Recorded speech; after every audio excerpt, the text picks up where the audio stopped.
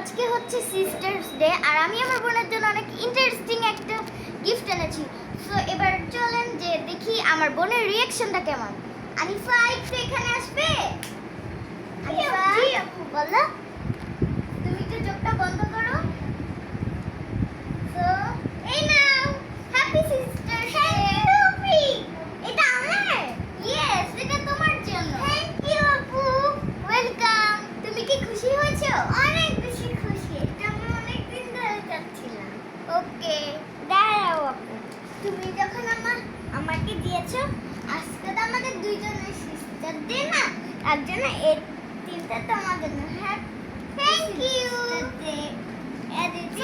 আমরা দুইজনেই এরকম করে শেয়ারিং করে থাকি। আপনাদের যদি এটা ভালো লাগে আপনারাও করতে পারেন।